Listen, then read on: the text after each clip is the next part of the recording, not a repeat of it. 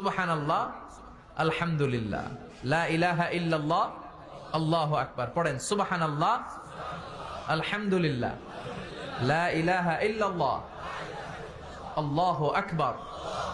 এই চারটা জিকির হচ্ছে শ্রেষ্ঠ জিকির। শ্রেষ্ঠ তো শ্রেষ্ঠই তো পাইছেন, আর এদিক ওদিক তাকান কেন? পড়েন ইচ্ছা মতো। এই চারটা জিকির একসাথে মিলিয়েও পড়া যায়, আলাদা করেও পড়া যায়। আবার বিশ্বনবী বললেন, মিজানের পাল্লা ভারী করতে চাও, ফাআম্মা মান সাকুলাত মাওয়াজিনুহু ফাহুয়া ফি আইশাতির রাদিয়া। মিজানের পাল্লা যারা ভারী করতে চাও তারা দুইটা জিকির করবা, সুবহানাল্লাহি ওয়া বিহামদিহি, সুবহানাল্লাহিল আযীম। এই দুইটা শব্দ কালিমাতান হাবিবাতান ইলার রহমান, আল্লাহর কাছে খুব প্রিয়। সাকিলাতানি ফিল লিসান, এই জিহ্বার মধ্যে এই শব্দ দুইটা উচ্চারণে খুব সহজ, খুব পাতলা। সাকিলাতানি ফিল মিজান, কিন্তু এই শব্দ দুইটা মিজানের পাল্লায় রেখে দিলে অনেক ওজন হয়ে যাবে। সুবহানাল্লাহি বিহামদিহি, সুবহানাল্লাহিল আযীম। পড়তে রাজি আছেন তো? প্রত্যেক ফরজ সালাতের পর আয়াতুল কুরসি পড়বেন। কি পড়বেন? মুখস্থ আছে না? এটা পড়ে ফু দিলে কোনো জিন পড়ি, ব্ল্যাক ম্যাজিক কোনো কিছু আপনারা ধরতে পারবে না। বিশ্বনবী বলেন, মান ক্বারা আয়াতাল কুরসি দুবুরা কুল্লি সালাতিন মাকতুবা লাম ইয়ামনাহু মিন দুখুলিল জান্নাতি ইল্লাল মাউত। প্রত্যেক ফরজ সালাতের পরে কেউ যদি আয়াতুল কুরসি পড়ে, তার জান্নাতে ঢোকার ব্যাপারে আর কোনো বাধা নিষেধ থাকে না। একটা জিনিস ছাড়া, সুবহানাল্লাহ, আরেকটু পরে বলেন, একটা জিনিস ছাড়া, ইল্লাল মাউত, সেটা হচ্ছে মৃত্যু। লোকটা মরে না তাই জান্নাতে যায় না, মরলেই জান্নাতি। এবার সুবহানাল্লাহ। তাহলে প্রত্যেক ফরজ সালাতের পরে আয়াতুল কুরসি দরকার আছে না নাই? প্রত্যেক ফরজ সালাতের পরে সালাম ফিরিয়ে আওয়াজ করে পড়বেন আল্লাহু আকবার। 3 বার পড়বেন আস্তাগফিরুল্লাহ, আস্তাগফিরুল্লাহ, আস্তাগফিরুল্লাহ।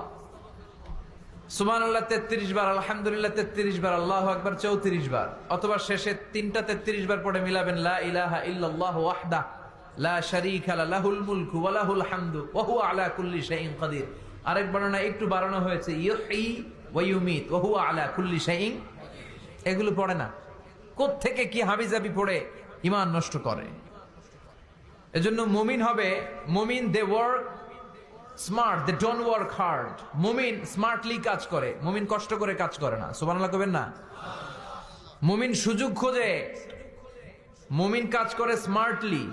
দে don't work hard, they work smart. They work smart, তারা স্মার্টলি কাজ করে।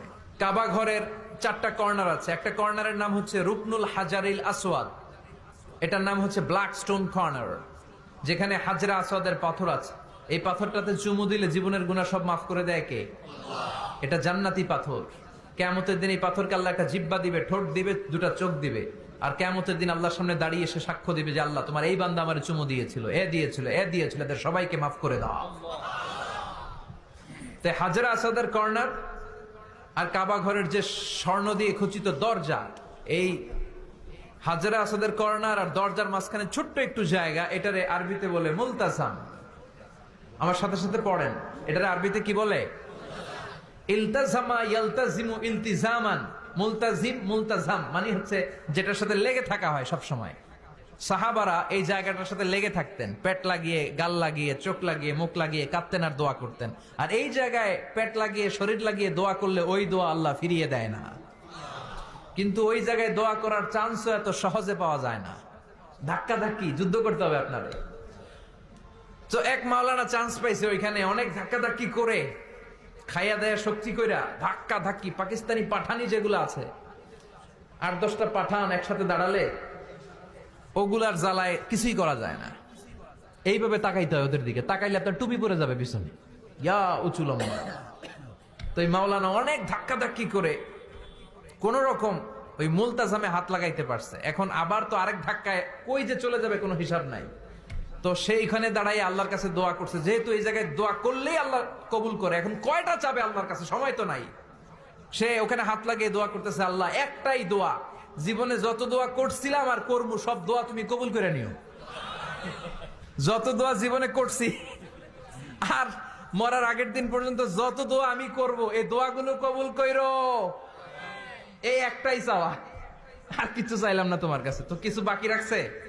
কথা বলেন।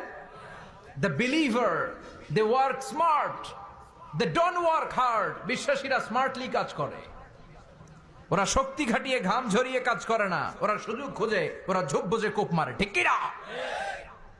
যেখানে সওয়াব বেশি, অল্প কাজে প্রফিট বেশি, লাভ বেশি, ওইটাই না মানুষ করবে, ঠিক কিনা? এই জন্য যে সহি আমলগুলোর কথা বললাম ফরজ সালাতের পরে, আজকে থেকে এগুলো আমরা করব। মনে থাকবে ইনশাল্লাহ? পড়েন। আর